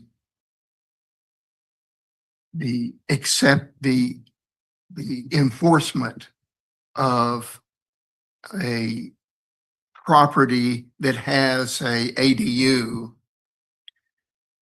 Right now, the way our short-term rental is limited to properties with ADUs cannot get a STR permit. Is that correct? That's correct, unless it was built before 2020. That's the carve Unless out. it was built before 20. So do we want to get into a revision at this time of that section? Or do we want to defer the enforcement of that section or the application of that section till June of 2027?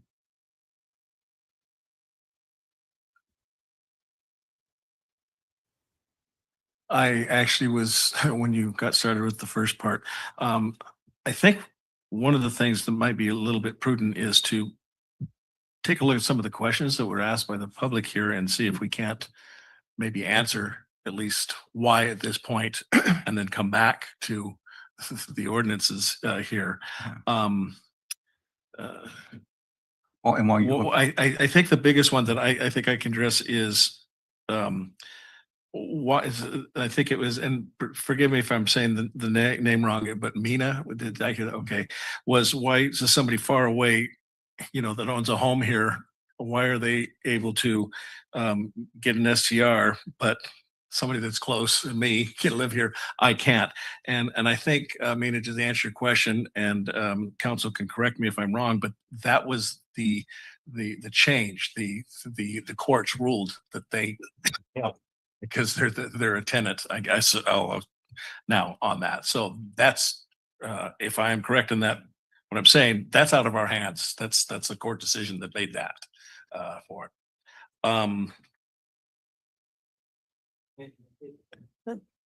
No. Mhm. Public comment has closed. Yeah. It's up to the chair to reopen it, but at this time they're deliberating as a commission. So that's up to the chair and vice chair. So. The other thing I had is from, and again, I was writing names, I think it was Shireen. Did I get that name right? Can we grandfather ADU exclusions? Well, one of the things I think that needs to be understood is we don't make the ordinances here. We might rewrite recommendations for the council to go on. And I think it was well put by Commissioner Woodson earlier about the amount of time that was spent on this, and I was not at that time on the commission for it, so I was, you know, unaware. So my initial comments early on were simply to be able to address some of your, to know that you're being heard and address some of those questions. Now, whether we can choose, it's to try to tell the council to change, but we don't get to make that decision on that. And I think the chair did point out that today what was brought to us is just the rewrite what we're looking at now. Again, if he decides and we decide to look at everything, that's up to the chair and everybody else here, I think, on that. But anyway, I just wanted to point that out on there. And I think Commissioner Rana's question got answered about the lease long-term because on that. So at this point, that's all I really have to say. So And thank then you. what I would add in the reason the 2020 date is because that's when the state law changed on ADUs. It literally is, there's a clause in the state regulations when the law literally changed. And so we default back to that date. It literally is a different situation. And that's why it exists. Right, wrong, or indifferent. Chair, if he's done, can I? Yeah. So Okay, yeah, you have the floor. it's a difficult situation that we're in right now. And as I said before, the challenge that we have here, and I think Commissioner Simons again emphasized the challenge that is before us at the moment.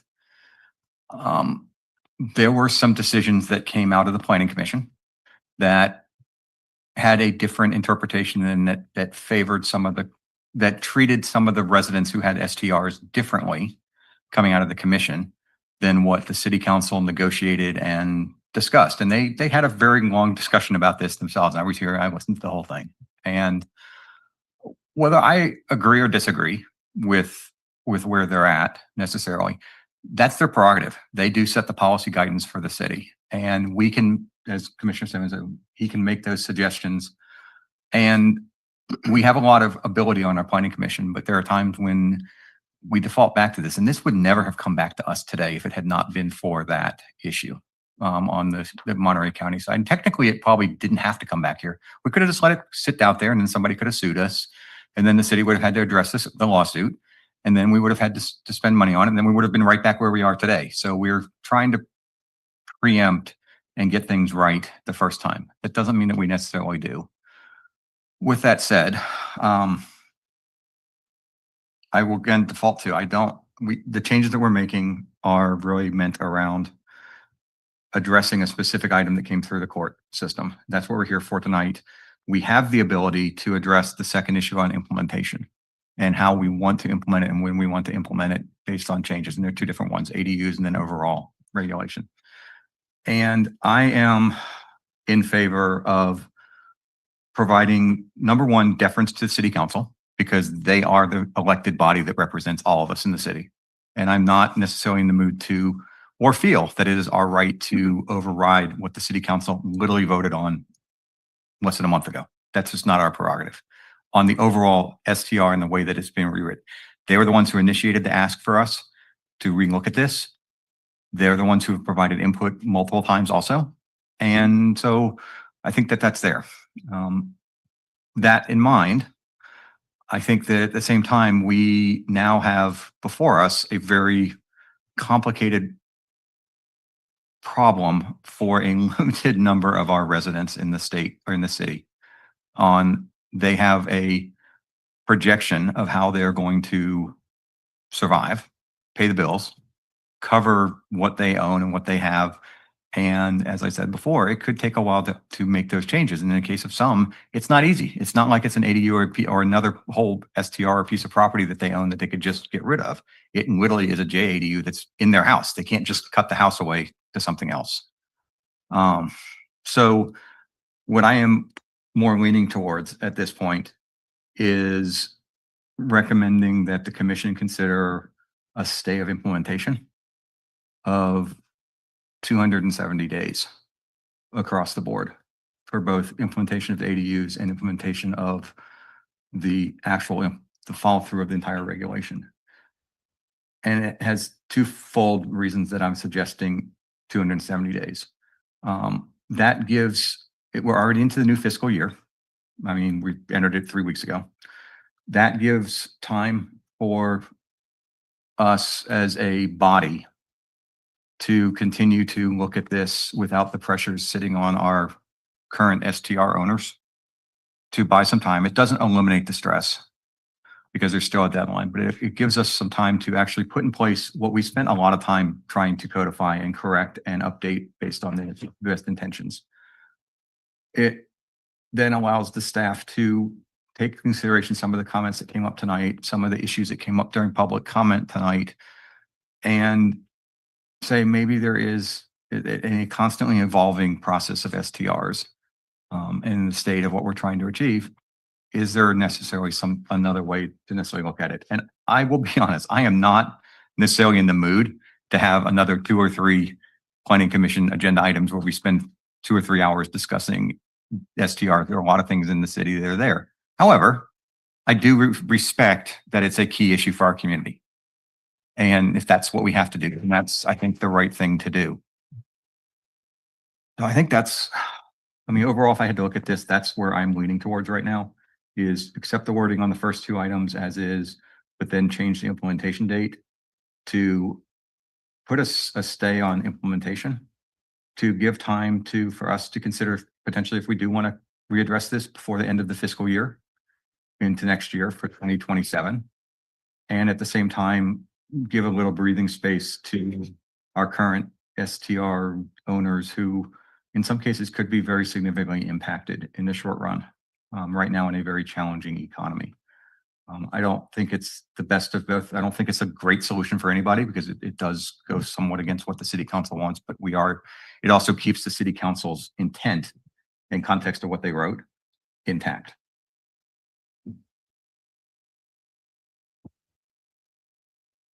Okay, thank you, Vice Chair Woodson. Guido, let me get one clarification. The staff recommendation for the ADU consideration was to defer the implementation of that until June of 2027. That's correct. So it was And I'm fine with that too. even more generous than. But it's not, but not on the full implementation of the No. other part. And The only, I'm fine with that. I'm fine with a year. I mean, Right. by Joel. So we're clear, the rest of the ordinance would proceed, except for the ADU STR provision would get stalled until June 30th, 2027, which if you add 270 days to when the council is going to act on this in September, that basically gets us to June 30th. So Right. that gives the ADU property owners a little bit of time to amortize the money they put into the property. But as Commissioner Woodson said, doesn't contradict what the council just voted on. Right. And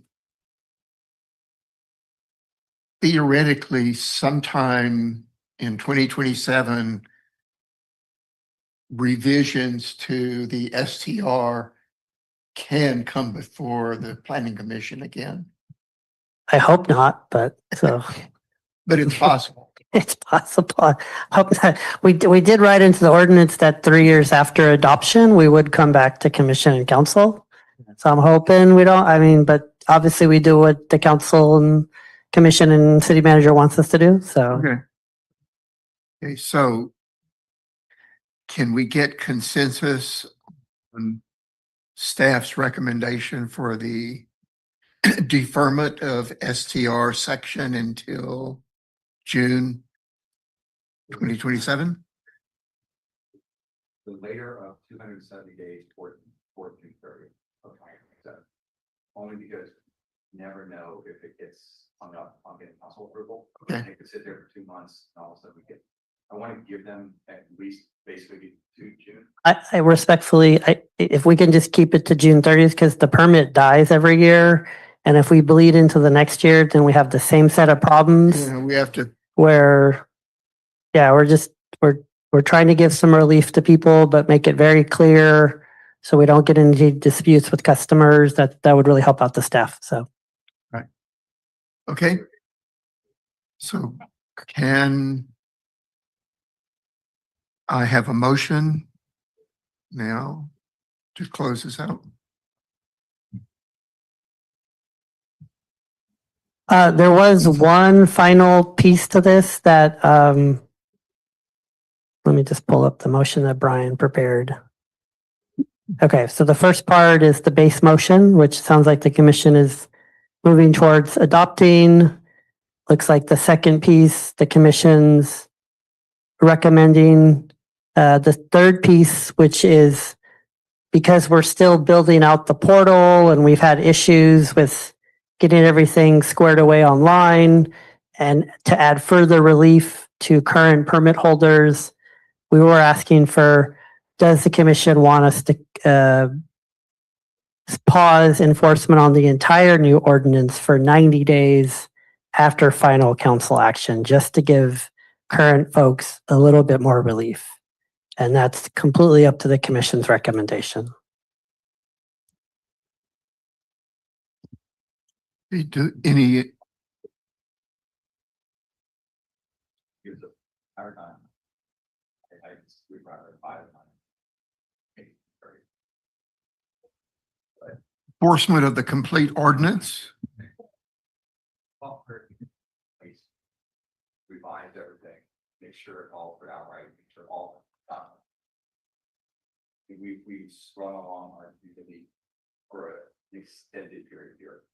And what I don't want to do is put us with so many other items that are going to help the staff right now, because there are a lot of big issues coming for the staff.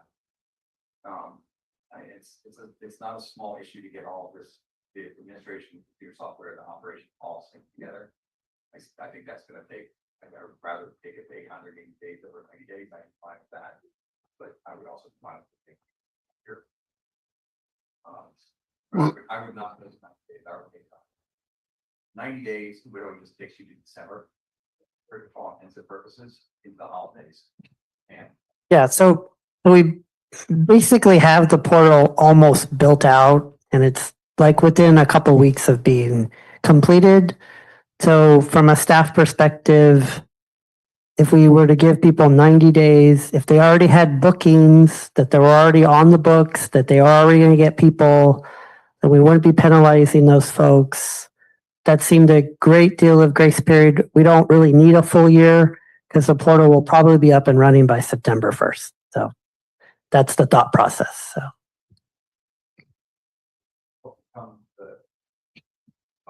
back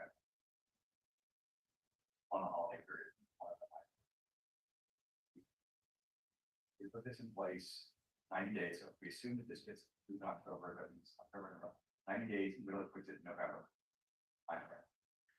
So and that's largely in this community, November, December.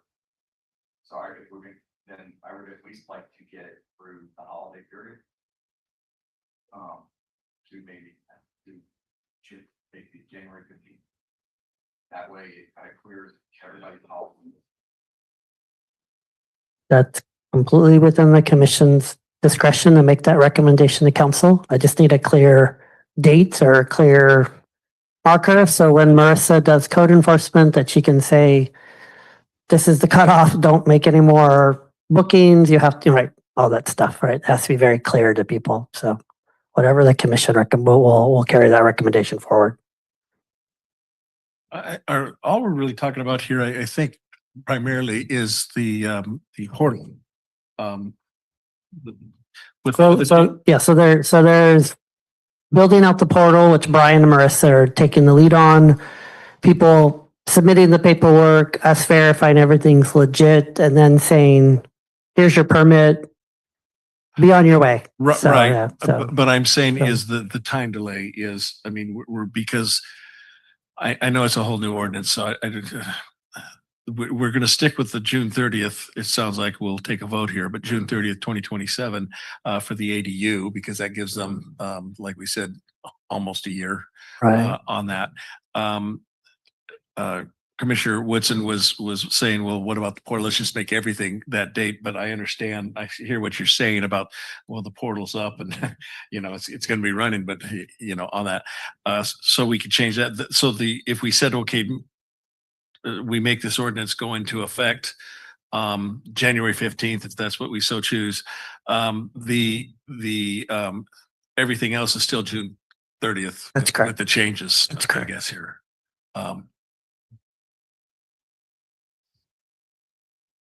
June 19th. Tuesday. Yeah, I think you meant January. January 18th, 2027 is Tuesday after MLK weekend. MLK weekend historically the biggest vacation set of days for most full systems.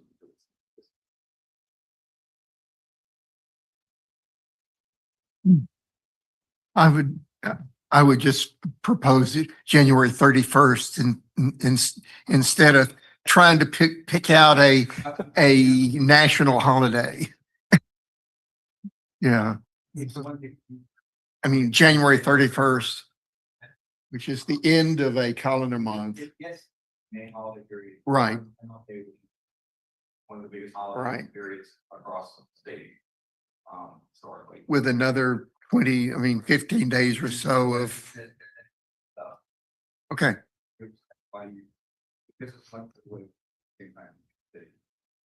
Okay. So Guido is updated the wordsmith. It's up on it should be up on your screen. It's up so, on our screen. yeah. So can we have a motion? Speak into the microphone so that it is recorded. I move to adopt PC Resolution 2026-08, recommending that the City Council adopt the proposed amendments to Title 17, Article 4 by amending Section 17.42.170 short-term rentals. The proposed ordinance is exempt from environmental review pursuant to Section and 15061 B3 of the CEQA guidelines. The Planning Commission recommends retaining the ADU or JADU provisions in ordinance and further recommends that enforcement begins on June 30th, 2027 to maintain consistency with the 55-foot exclusion zone provision. The Planning Commission also recommends that enforcement of the final ordinance commences January 31st, 2027, following final approval by the City Council. I'll second. We have a roll call vote. Vice Chair Woodson, Yes. Commissioner Barron, Yes. Commissioner Rana, Yes. Chair St. John. Yes. Commissioner Simmons, Yes. Commissioner Chang. Yes. Motion passes. Thank you. Anybody who bet on the date for today on online betting of what the final date would be would not have probably won today.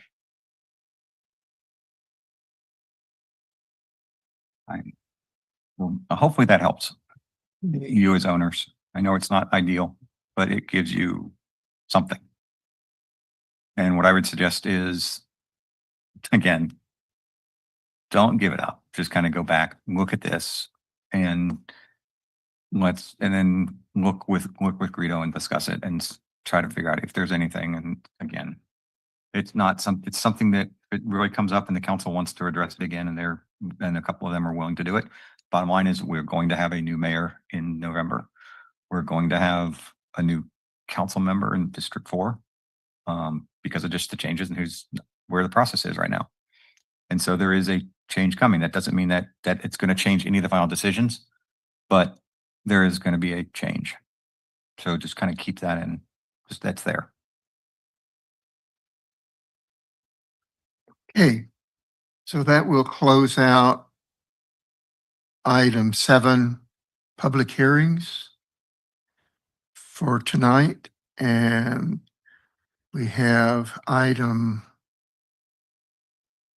we don't have an item 8 any longer. We have some information.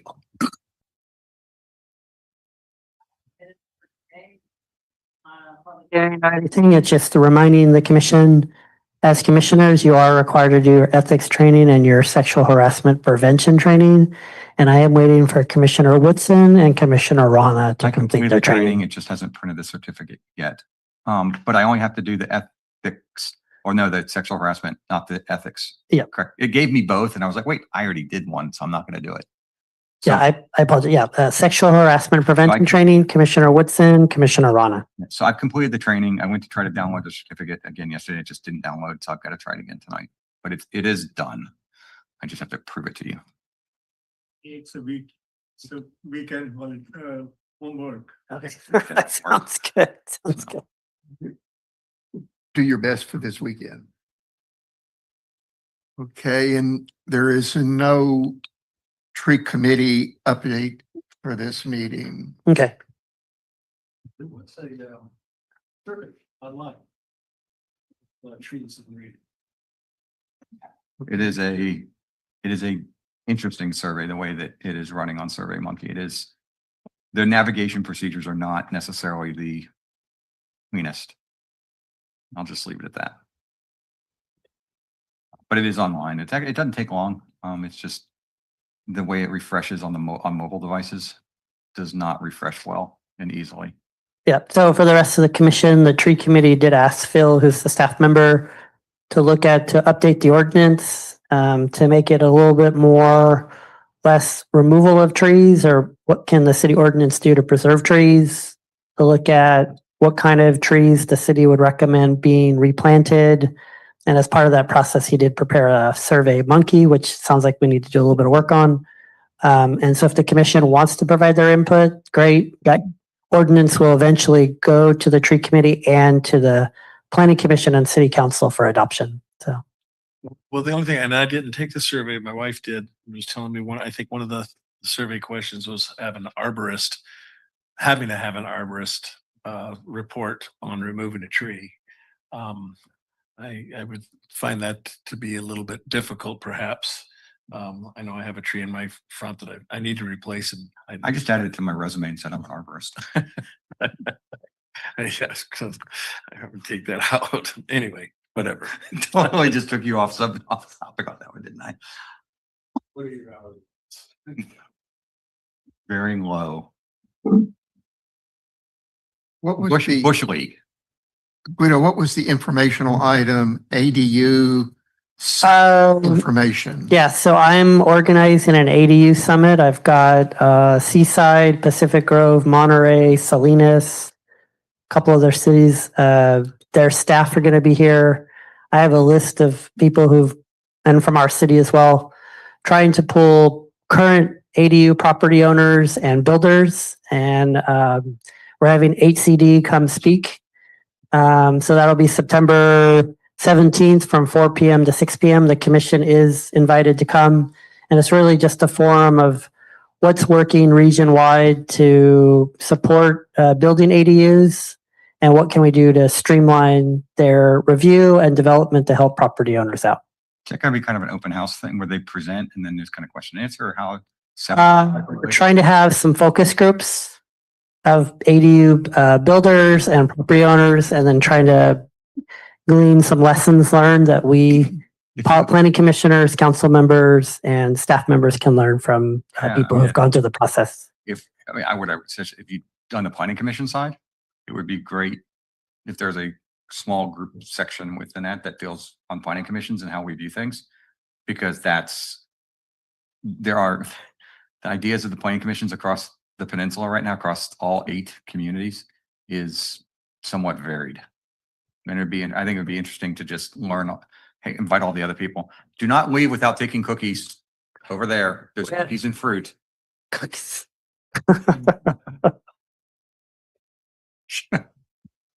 Yes, we So I can. guess no cookies, just the fruit. That's what your mom said. We can certainly have a planning commissioner focus group for that meeting. That's something I could definitely do. Thank you. Okay. And the PC training update was specifically for the. Commissioner Rana, Commissioner Woodson. Right. Okay. So we're clear on that. Any announcements? The commission did ask the CSUMB staff to come back. So at the next meeting on August 13th, the commission asked for an update on the master plan. So as you're aware, CSUMB adopted a master plan about 3 years ago. The commission asked for an update on that. So Matt from the campus will be coming back to kind of share what's the overall vision for the campus and what they've been doing the last 3 years. And if you've been to the campus in the last 6 to 9 months, they're building quite a bit. So I think it would be an interesting meeting for the commission. Could you, on a couple of things to focus on when you talk to him, transportation grid, 8th Avenue, and then the 2nd Avenue corridor from 8th to Light Fighter as 2 kind of focus areas of how they see that, because that was 8th Street was supposed to become the bypass to the main cantonment area down of the campus, because they were trying to make the main campus walkable space and not drive through. And that was part of the plan at one point. So I'm just kind of. So 8th Street and what else? I'm sorry. 8th Street and then 2nd Avenue from 8th Street to Light Fighter. And then that's one area. The second is kind of what they actually really believe is feasible within the state comptroller's office to support the big parking lot between 8th and 6th streets, because that's changed, and we know that it's changed over time, and it's always going to change. And then, really, if they have a community outreach partnership agreement that they're from a planning development perspective of how to better engage their student body, especially in the Schoonover neighborhood, with the greater Marina community as a partnership. Because I don't think we do a good job of becoming having the campus become a part of the city. I could certainly have Matt focus on that stuff on August 13th. So Thanks. 8th Street was going to be passed through. Yeah. Here, I just heard, maybe wrong, heard 9th Street. You know, is it 8th or 9th or? we're working on 8th Street right now. I don't want to get too off topic because the attorney will tell me I'm not on the agenda and we shouldn't talk about it. And maybe, So- you know, something, it may be yeah. ninth. It's So- the main road that cuts down to the bridge too, that cuts straight across the street. You're right, it may be 9th. But I can bring these up and then we can talk about them on August 13th. So I think you're right, it is 9th. that's it, Chair St. John, in terms of announcements from staff. Okay. Just internal announcements, just to further the the new custom that Vice Chair Woodson started. I didn't realize that was an approved commitment by the commission, but who is the next meeting's host for? Mike Simmons. We have to do, Mind if I take those home and save them then? yes, you're fine. Mike has to do it because if Mike is running for council Oh, and then he actually gets elected, okay. I mean, because I don't want to, we can't play favoritism here. No, we'll. If he did, then he would leave he could, if he got the council, he'd leave the commission. And Right, then he wouldn't be here and he would be able to escape from not having to right. provide So you're food. next. So we don't want that to happen. Your snacks today. No, it's up to you. I thought you had already decided Hawaiian theme. Okay. Boy. Then because Commissioner Jacobson is not here, we can say he would follow, Yeah. We'll just do it in order, going down. right? And then we will just follow along the chairs and, And then Chang yeah, and you. Commissioner Chang, if you can hear me, you'll Yeah, I hear you. So we'll be post the next. we'll post the schedule We'll internally. post the schedule. I'll be next, and then. And then when it gets when it gets to me, then it goes back to Guido. Okay, Okay. all right. All right. So it is now 6:14 and the meeting is, 8:14 and the meeting is adjourned.